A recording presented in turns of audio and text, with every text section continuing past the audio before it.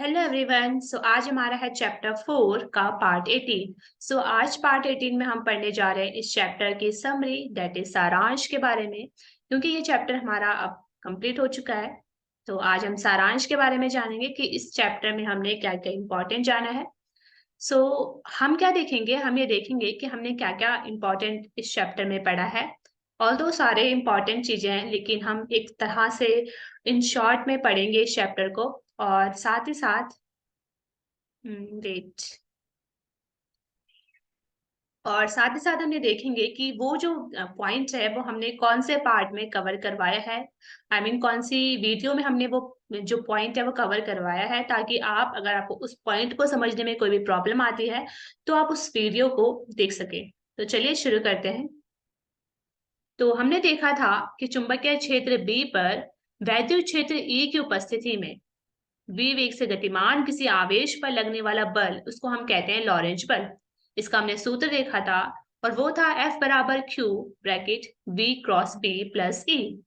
यहाँ पर विद्युत क्षेत्र होता है QE, और जो मतलब विद्युत क्षेत्र के कारण जो बल होता है वो होता है F is equals to QE। और जो चुंबकीय क्षेत्र के कारण बल लगता है वो होता है Q V क्रॉस B। तो इसको अगर हम कंबाइन कर दे तो हमारे पास आ जाता है लॉरेंज बल।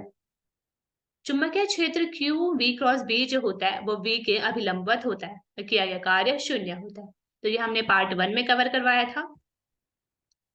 इसी के साथ हमने पढ़ा था कि L लंबाई के किसी सीधे चालक जिसमें स्थायी विद्युत धारा I प्रभावित हो रही है, किसी एक समान बाह्य विद्युत क्षेत्र पर एक बल का अनुभव करता है। ऑफ कोर्स कोई एक सीधा चालक होगा, उस सीधे चालक के कारण क्या होगा, चुंबकीय क्षेत्र उत्पन्न होगा।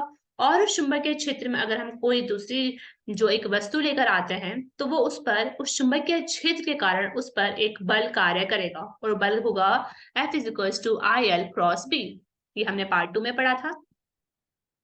हमने पढ़ा था किसी एक समान चुंबकीय क्षेत्र में कोई आवेश Q B के अभिलंबवत तल में वृत्ताकार कक्षा में गतिमान करता है। हमने पढ़ा था कोई आवेश कण, कोई आवेशित कण किसी चुंबकीय क्षेत्र पर जब अभिलंबवत तल में गति करता है तो उसकी गति होती है वृत्ताकार गति। और अगर कोई हम देखें, कोई उसके अनुदिश गति कर रहा है, मतलब चुंबकीय क्षेत्र के अनुदिश गति कर रहा है, तो उस पर कोई भी बल कार्य नहीं करता है। यानी इसकी गति जो होती है वो एक तरह से रेखीय गति होती है। इन दोनों को अगर कंबाइन करके हम बोले तो आवेशी जो कण होता है वह चुंबकीय क्षेत्र में कुंडलिनी गति करता है। किसी एक समान वर्तुल गति की आवृत्ति को साइक्लोट्रॉन आवृत्ति कहते हैं। इसका मान होता है Q/2πm। ये हमने पढ़ा था पार्ट 6 में। यह आवृत्ति जो हमने अभी अभी आवृत्ति पढ़ी है, यह आवृत्ति कण की चाल और त्रिज्या पर निर्भर नहीं करती है, क्योंकि वहां पर आर की वैल्यू हमें नहीं दिखाई दे रही, राइट, तो बी की वैल्यू भी नहीं है। इस तथ्य का प्रयोग हम साइक्लोट्रॉन नामक मशीन में करते हैं, तो आवेशित कणों को त्वरित करने में उपयोगी होता है। तो हमने साइक्लोट्रॉन के बारे में पढ़ा था। साइक्लोट्रॉन एक ऐसी युक्ति होती है जिसका उपयोग हम किसी आवेशित कणों को क्या करते हैं, त्वरित करने में, एक्सेलरेट करने में करते हैं। ये हमने पार्ट 6 में पढ़ा था।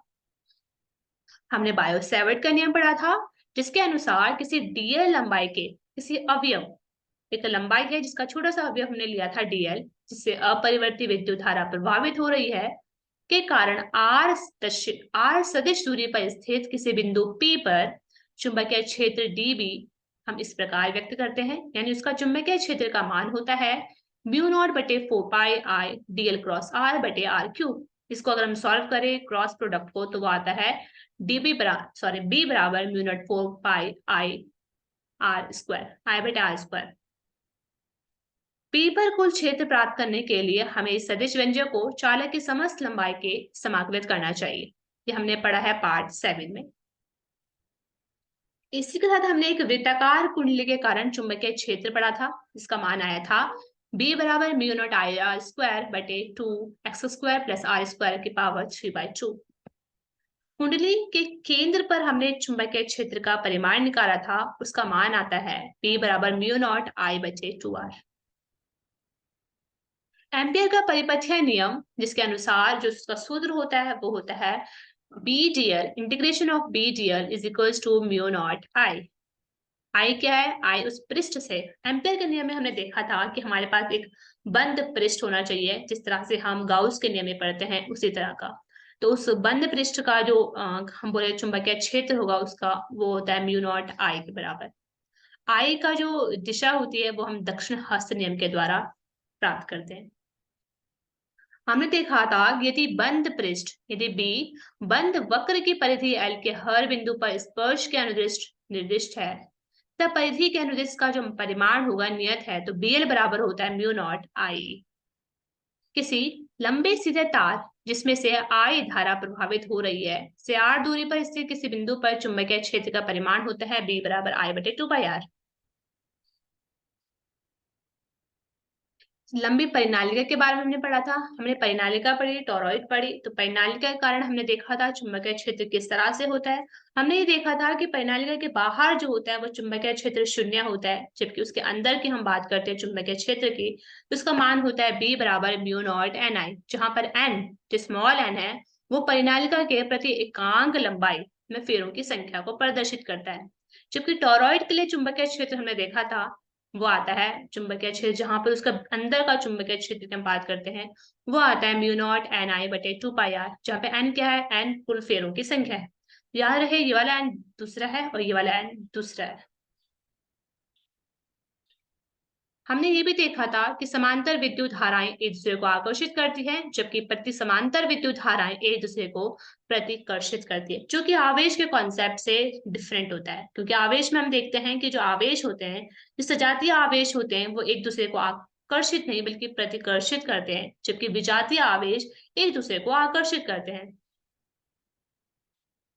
बहुत पास पास लिपटे एन फेरो तथा ए क्षेत्रफल के एक समांतल्य पाश, हमने पाश पढ़ा था, आयताकार पाश, जिसमें से कुछ विद्युत धाराएं प्रभावित होती है, उसका चुंबकीय आघूर्ण का मान होता है एम बराबर एन आई ए।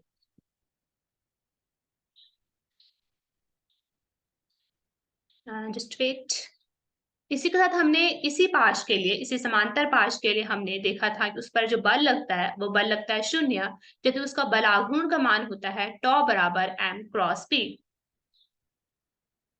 हमने गैल्वेनोमीटर के बारे में पढ़ा था डिटेल में, जल कुंडली गैल्वेनोमीटर, जो कि बहुत इंपॉर्टेंट है, आपको अच्छे से इसको आना चाहिए। जल कुंडली गैल्वेनोमीटर में इस बल आघूर्ण को कमाने द्वारा लगाया गया प्रतिबल आघूर्ण संतुलित कर लेता है। उसमें हमने बल आघूर्ण का मान पढ़ा था। उस बल आघूर्ण में क्या होता है, एक प्रतिबल बल आघूर्ण द्वारा संतुलित होता है, और संतुलित की अवस्था में या फिर कौन सी साम्य अवस्था में जिसका मान होता है वो आता है के फाई बराबर एन आई ए बी, जहां पर फाई क्या होता है, एक संतुलित विक्षेप है, और के कमाने का एंथन नियतांक। केंद्रीय नाभि के चारों ओर गतिमान किसी इलेक्ट्रॉन का एक चुंबकीय आघूर्ण होता है, जिसे हम म्यू से प्रदर्शित करते हैं। इसका मान होता है -E/2me एल, जहां पर एल क्या है, एल है केंद्रीय नाभि के परितः इलेक्ट्रॉन का कोणीय संवेग। इसी के साथ हमने देखा था कि गैल्वेनोमीटर को किस तरह से एमीटर में और किस तरह से वोल्ट मीटर में परिवर्तित करते हैं।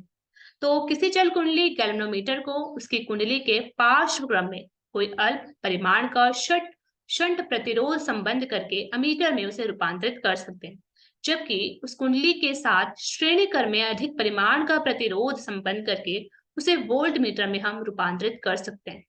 तो ये सब हमने पढ़ा था अपने वीडियोस में। तो इसी के साथ हमारा ये चैप्टर कंप्लीट होता है, and thank you, keep learning. तो अच्छे से इस चैप्टर को आप कंप्लीट कीजिए, एंड थैंक यू।